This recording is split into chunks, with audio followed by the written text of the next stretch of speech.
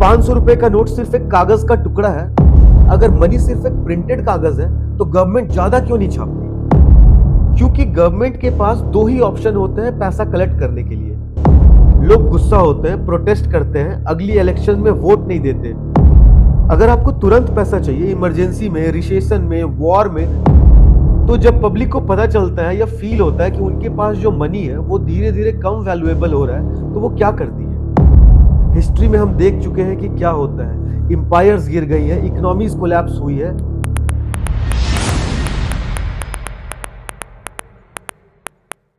अगर गवर्नमेंट के पास printing machine है तो वो हर किसान को, हर हॉस्पिटल को, हर स्कूल को पैसा क्यों नहीं दे देती? ये सवाल बचकाना लगता है, लेकिन ये एक फंडामेंटल क्वेश्चन है। और जब आप इसका जवाब समझते हैं तो आपको बहुत सारी चीजें समझ आती है।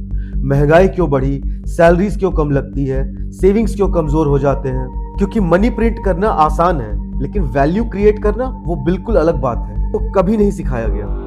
पहले समझते हैं कि मनी है क्या असली में। मानिए आप एक छोटे गांव में रहते हैं। 200 साल पहले कोई बैंक नहीं है, कोई करेंसी नहीं है। आप गाय पालते हैं, हर दिन आपके पास फ्रेश दूध है, अच्छा दूध। लेकिन सिर्फ दूध से काम नहीं चलता, आपको चावल भी चाहिए, कपड़ा भी चाहिए, तेल भी चाहिए। तो आप उस किसान के पास जाते हैं जो चावल उगाता है। आप कहते हैं मुझे चावल चाहिए, मैं तुम्हें दूध दे सकता हूँ। लेकिन उसको दूध नहीं चाहिए, उसे कपड़ा चाहिए, क्योंकि उसे इस वक्त कपड़े की जरूरत है। तो पहले आपको उस बुनकर को ढूंढना पड़ेगा जो कपड़ा बनाता है। आप उसे दूध ऑफर करते हैं, वो कहता है मुझे दूध नहीं चाहिए, लेकिन मुझे सबसे ज्यादा जरूरत तेल की है। ये बहुत कॉम्प्लिकेटेड है। इसको कहते हैं डबल कोइंसिडेंस ऑफ वांट्स। ये सिस्टम काम नहीं करता, बहुत स्लो है, बहुत मुश्किल है। तो गांव के लोग एक दिन मिलकर डिसाइड करते हैं एक कॉमन चीज यूज करेंगे, एक ऐसी चीज जो सब एक्सेप्ट करे, जो इजीली ट्रांसफरेबल हो, जो टाइम के साथ खराब ना हो। पहले ये शेल्स थी, फिर मेटल कॉइन्स, फिर कागज के नोट्स। ये चीज मनी है। लेकिन यहाँ एक बहुत इंपॉर्टेंट बात है, ये मनी, ये नोट, ये कॉइन, इसका खुद का कोई वैल्यू नहीं है। एक 500 रुपए का नोट सिर्फ एक कागज का टुकड़ा है। उसे आप खा नहीं सकते, उसे आप पहन नहीं सकते, उससे आप घर नहीं बना सकते। ये सिर्फ तभी वैल्यूएबल है जब दूसरे लोग इसे एक्सेप्ट करते हैं, जब सब भरोसा करते हैं कि इससे कुछ मिल सकता है। मनी एक शेयर्ड बिलीव है, एक कलेक्टिव एग्रीमेंट कि ये कागज का टुकड़ा एक्चुअल वैल्यू रिप्रेजेंट करता है। अब वापस आते हैं ओरिजिनल क्वेश्चन पर। अगर मनी सिर्फ एक प्रिंटेड कागज है तो गवर्नमेंट ज्यादा क्यों नहीं छापती? मानिए गांव का एक हेड है, सरपंच, वो डिसाइड करता है कि गांव में एक ऑफिशियल टोकन सिस्टम होगा। पहले 1000 टोकन्स प्रिंट करते हैं। हर घर को कुछ टोकन्स मिलते हैं उनके कंट्रीब्यूशन के बेसिस पर। किसान को 100 टोकन्स, दूध वाले को 50 टोकन्स, बुनकर को 80 टोकन्स। सिस्टम अच्छा चल रहा है, लोगों को कन्वीनियंट फील हो रहा है। अब डायरेक्ट बार्टर नहीं करना पड़ता, टोकन्स यूज कर लो। लेकिन एक दिन सरपंच सोचता है गांव में एक सड़क बनानी है, लेकिन काम करने वाले लोगों को पेमेंट कैसे करूं? मेरे पास तो टोकन्स नहीं है। तो वो डिसाइड करता है मैं 200 और टोकन्स प्रिंट कर देता हूं, उन्हें वर्कर्स को दे दूंगा, सड़क बन जाएगी। ये लॉजिकल लगता है ना, टोकन्स प्रिंट करो, काम करो, प्रॉब्लम सॉल्व।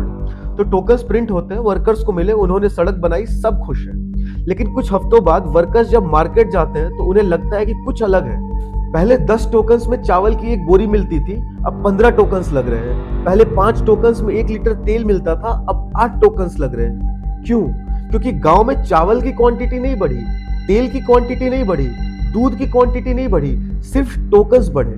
पहले गांव में 1000 टोकन्स थे, अब 1200 टोकन्स हैं, लेकिन गुड्स उतनी ही है। तो जो बेच रहा है, किसान, दूध वाला, बुनकर, वो भी जानता है कि अब सबके पास ज्यादा टोकन्स हैं, तो वो अपनी प्राइस बढ़ा देता है। ये इन्फ्लेशन है।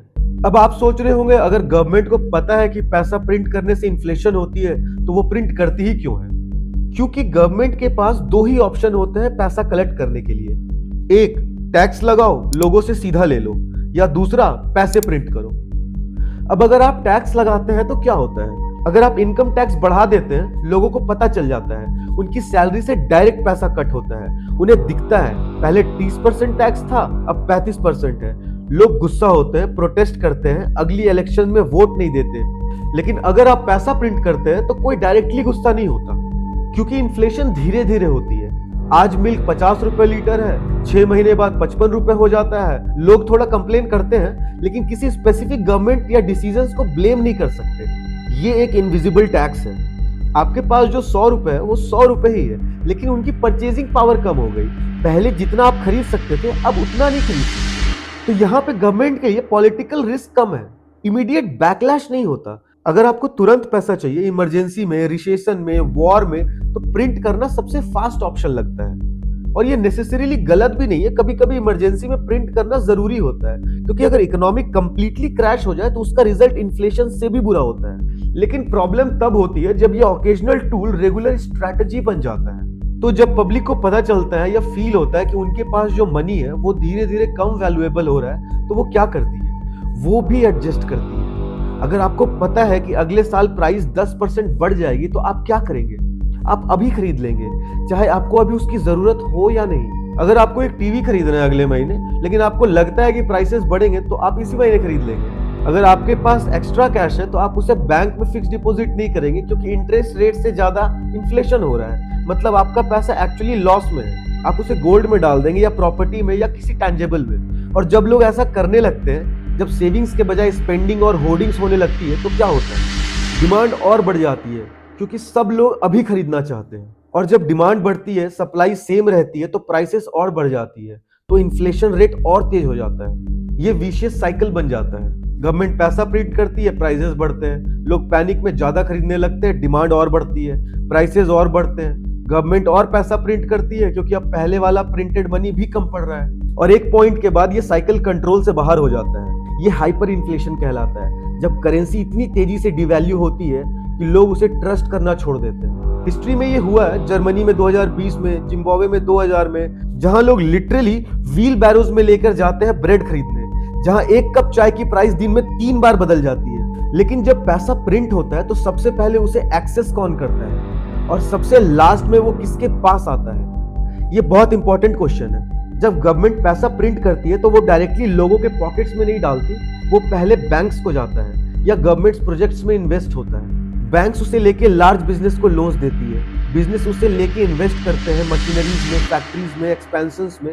तो जो लोग ऑलरेडी वेल्दी है, जिनके पास बिजनेस है, जिनके पास एसेट्स है, उन्हें पहले एक्सेस मिलता है उस नए प्रिंटेड मनी का। और जब उन्हें एक्सेस मिलता है तब तक प्राइस नहीं बढ़ी होती, तो इफेक्टिवली वो उस मनी को पुराने प्राइसेस पर खरीद रहे हैं या इन्वेस्ट कर रहे हैं। लेकिन जब ये मनी इकोनॉमी में सर्कुलेट होता है, धीरे धीरे नीचे आता है, मिडिल क्लास तक, वर्कर्स तक, डेली वेज लेबरर्स तक, तब तक प्राइसेस बढ़ चुकी होती है। तो जो लोग सैलरी पर डिपेंडेंट रहते हैं, उन्हें वो नया पैसा तब मिलता है जब उसकी वैल्यू ऑलरेडी कम हो चुकी होती है। इस प्रोसेस को कैंटिलियन इफेक्ट कहते हैं। जिसका पैसा एसेट्स में है, प्रॉपर्टी में, गोल्ड में, स्टॉक्स में, उनकी वेल्थ तो बढ़ जाती है, क्योंकि इन्फ्लेशन में एसेट्स प्राइस भी बढ़ जाते हैं। एक मकान जो 50 लाख का था वो 70 लाख का हो जाता है, तो जिसके पास ऑलरेडी मकान है वो खुश है, उसकी नेटवर्थ बढ़ गई। लेकिन जिनका पैसा कैश में है, सेविंग्स अकाउंट्स में है, फिक्स डिपॉजिट्स में है, या जिनका पैसा फिक्स सैलरी के फॉर्म में आता है, उनका पैसा धीरे धीरे वीक हो जाता है। तो इन्फ्लेशन एक रिग्रेसिव टैक्स है। ये प्रोटेस्ट पीपल को सबसे ज्यादा हर्ट करती है, क्योंकि रिच लोग अपना पैसा प्रोटेक्ट कर सकते हैं, वो इन्वेस्ट कर सकते हैं, वो एसेट्स खरीद सकते हैं। लेकिन एक मिडिल क्लास फैमिली जो अपनी सैलरी बचाकर सेविंग्स कर रहा है फ्यूचर के लिए, उनकी सेविंग्स का वैल्यू हर साल कम होता जाता है। तो लॉन्ग टर्म में क्या होता है जब एक सोसाइटी कांस्टेंट इन्फ्लेशन में रहती है? एक जनरेशन ग्रो करती है जिसको लगता है कि सेविंग का कोई सेंस नहीं है, क्योंकि उनके पेरेंट्स ने सेविंग किया 20 साल तक रिटायरमेंट के लिए, बच्चों के एजुकेशन के लिए। लेकिन जब वो पैसा उसे यूज करने का टाइम आया तो उसकी वैल्यू कम हो चुकी थी, वो प्लान्स अधूरे रह गए। तो यंग जनरेशन सोचती है सेविंग करने का क्या फायदा, वो पैसा कल कम वैल्यूएबल हो जाएगा, तो वो स्पेंड करते हैं अभी इमीडिएटली। ये नेसेसरीली गलत नहीं एक प्रोस्पेक्टिव से, लेकिन इसका एक साइड इफेक्ट है। जब लोग सेविंग्स नहीं करते तो कैपिटल फॉर्मेशन नहीं होता, इन्वेस्टमेंट कम होती है, लॉन्ग टर्म प्रोजेक्ट्स नहीं होते। क्योंकि कोई भी लॉन्ग टर्म प्रोजेक्ट्स, एक फैक्ट्री बनाना, एक यूनिवर्सिटी बनाना, इंफ्रास्ट्रक्चर डेवलप करना, उसके लिए स्टेबल करेंसी चाहिए, प्रेडिक्टेबिलिटी चाहिए। अगर आप एक प्रोजेक्ट प्लान कर रहे हैं जो 10 साल में कंप्लीट होगा, लेकिन आपको नहीं पता कि 10 साल बाद करेंसी की क्या वैल्यू होगी, तो आप वो प्रोजेक्ट स्टार्ट ही नहीं करेंगे। तो सोसाइटी शॉर्ट टर्म थिंकिंग की तरफ शिफ्ट हो जाती है, immediate gains, quick returns, instant gratification. Long term planning तब होती है जब आपको भरोसा हो कि फ्यूचर स्टेबल रहेगा, कि आज जो आप प्लान कर रहे हैं उसका वैल्यू कल भी होगा। लेकिन जब करेंसी स्टेबल नहीं तो फ्यूचर भी स्टेबल नहीं लगता। और ये माइंडसेट एक सोसाइटी को डीपली इफेक्ट करता है। ट्रस्ट इंस्टीट्यूशंस में कम होता है, क्योंकि अगर गवर्नमेंट करेंसी को प्रोटेक्ट नहीं कर सकती तो वो और क्या ही करेगी। सोशल कॉन्ट्रैक्ट्स वीकन होते हैं, क्योंकि जब हर कोई अपने लिए खुद काम कर रहा है, अपना पैसा खुद बनाने की कोशिश कर रहा है, तो कलेक्टिव एक्शंस मुश्किल हो जाता है। तो क्या सॉल्यूशन है? गवर्नमेंट को पैसा बिल्कुल प्रिंट नहीं करना चाहिए। ये इतना भी सिंपल नहीं है, क्योंकि कभी कभी इमरजेंसी में प्रिंट करना जरूरी होता है। मानिए एक पेंडेमिक आया या वॉर शुरू हो गई या एक मेजर नेचुरल डिजास्टर हुआ, गवर्नमेंट को तुरंत पैसे चाहिए हॉस्पिटल्स के लिए, रिलीफ ऑपरेशंस के लिए, इमरजेंसी सर्विसेज के लिए। अगर वो उस टाइम टैक्स लगाए तो टाइम लगेगा, और इमरजेंसी में टाइम नहीं होता है, तो वो पैसा प्रिंट करती है उस वक्त के लिए ताकि इमीडिएट क्राइसिस हैंडल हो सके। ये नेसेसरीली गलत नहीं है, क्योंकि अल्टरनेटिव इकोनॉमिक का कंप्लीट कोलैप्स उससे भी बुरा होगा।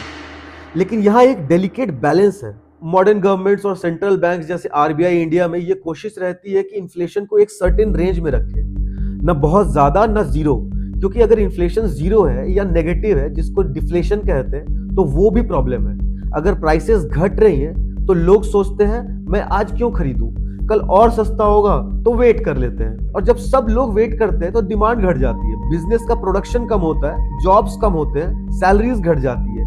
ये भी एक डाउनवर्ड स्पाइरल है। तो टारगेट ये होता है थोड़ी control inflation, around 2 to 4% per year, इतनी की इकोनॉमी ग्रो करे लेकिन इतनी भी नहीं कि करेंसी कोलैप्स हो जाए। लेकिन ये बैलेंस बनाना ये बहुत मुश्किल है, क्योंकि हर डिसीजंस का एक साइड इफेक्ट होता है। अगर आप इंटरेस्ट रेट बढ़ाते हैं इन्फ्लेशन कंट्रोल करने के लिए, तो लोन्स महंगे हो जाते हैं, तो बिजनेस बोरो नहीं करती, एक्सपेंशन नहीं होता, जॉब्स नहीं बनते। अगर आप इंटरेस्ट रेट कम करते हैं इकोनॉमी को स्टिमुलेट करने के लिए, तो लोग ज्यादा बोरो करते हैं, ज्यादा स्पेंड करते हैं, और इन्फ्लेशन फिर बढ़ जाती है। ये चेस नहीं है जहां हर एक मूव प्रेडिक्टेबल है, ये एक कॉम्प्लेक्स मशीन है जिसके बहुत सारे गियर्स है, और एक गियर घुमाने पर सब कुछ बदल जाता है। तो आखिर में जो आपके वॉलेट में करेंसी नोट है वो एक्चुअली है क्या? ये एक प्रॉमिस है गवर्नमेंट की तरफ से कि ये नोट की वैल्यू है, कि आप इससे कुछ खरीद सकते हैं। लेकिन उस प्रॉमिस की स्ट्रेंथ डिपेंड करती है ट्रस्ट पर। जब तक लोगों को भरोसा है कि कल भी ये नोट वैल्यूएबल रहेगा, तब तक ये काम करता है। लेकिन जिस दिन वो भरोसा टूट जाता है, हिस्ट्री में हम देख चुके हैं कि क्या होता है। एम्पायर्स गिर गई है, इकोनॉमीज कोलैप्स हुई है, सब कुछ करेंसी के कारण, क्योंकि जब पैसा वर्थलेस हो जाता है तो कियोस आ जाता है। लेकिन ये भी सच है, हर गवर्नमेंट, हर सोसाइटी ये रिस्क लेती है, क्योंकि अल्टरनेटिव एक कंप्लीट रिजिड सिस्टम जहां कोई फ्लेक्सिबिलिटी नहीं, वो भी सस्टेनेबल नहीं है। तो ये एक कांस्टेंट बैलेंसिंग एक्ट है, हर दिन हर डिसीजन के साथ। प्रिंट टू मच कोलैप्स होता है, प्रिंट टू लिटिल ग्रोथ रुक जाता है। आप डिसाइड करें जो आपके हाथ में नोट है वो कितना रियल है। और जब गवर्नमेंट कहती है इकोनॉमी स्ट्रांग है, तो वो क्या मेजर कर रहे हैं? जीडीपी, ग्रोथ रेट, या सिर्फ ये कि लोगों का भरोसा अभी भी इंटैक्ट है? क्योंकि एंड में हर करेंसी, डॉलर हो, रुपीज हो, कुछ भी हो, वो सिर्फ इतनी ही वैल्यूएबल है जितना कि लोग बिलीव करते हैं, और बिलीव वो प्रिंट नहीं होती।